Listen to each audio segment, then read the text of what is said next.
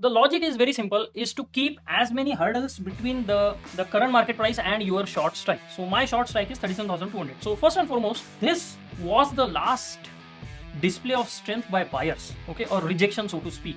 We came down very sharply, and it was a failed auction, so it was looking quite ominous. I mean, if not for the anomaly on Nifty, this would have been a clear indication that we want to go low, okay, at least a bigger inventory adjustment break. But we found sharp rejection here, okay. It was this point of control also, and I think this was a breakout this day. All in all, buyers came here, or the auction went just too far for the comfort of sellers, and they also started covering.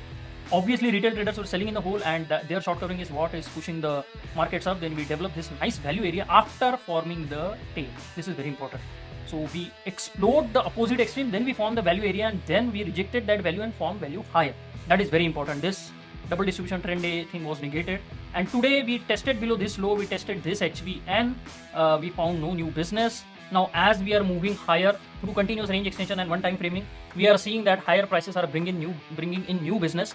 We have managed to go above this exhaustion zone. Now we need H, I, or J. Probably a couple more range extensions would be really nice, and some price progress also. Tomorrow is holiday, so we will directly come back on Wednesday.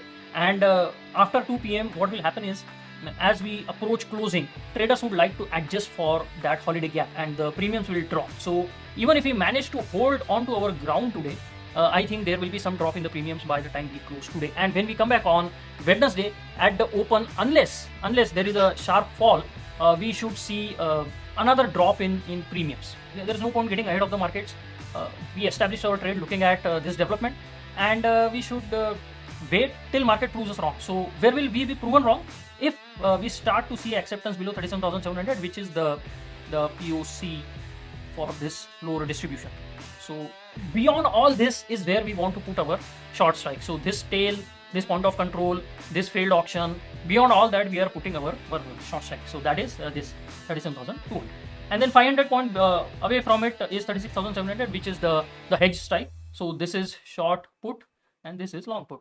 So this is our position. What I usually like is to have a 50% difference. So I'll show you. The logic was how to select the long strike, right? That was the question. So the answer I came up with was to simplify it. What I used to say is you select your short strike and then start moving away from it till the premium drops to 50%.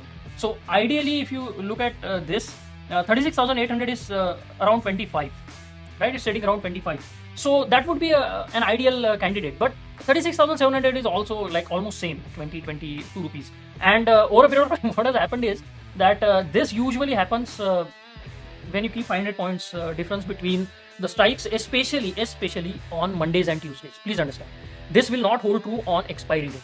On expiry day, the differences will be very big. Like if you see 37,200 at 50 rupees, the 36,700 will be trading below 10 because it's away from the current market price. So that was the logic, to keep 50% premium of the short strike as our long strike. And then over a period of time, it used to always fall at 500 point difference. So I mean, I have remembered that more clearly than the original logic, but that was the logic. At the end of the day, credit spreads are not supposed to be, or rather by design, they are not like 100% hedge strategies. You need to understand that. If the market falls rapidly and goes below 37,200, 36,700 put is not going to help. Primarily, it is there for two reasons. One is, in case of a black swan event, you have to limit your losses. Although the losses will be huge, but they will be limited. You won't ruin your account. It will be limited to a maximum amount that obviously we can calculate based on this simple. The difference in strikes is 500 and you have made 30 rupees almost. So you reduce that from 500, that is 470. 470 into number of lots will give you the maximum loss.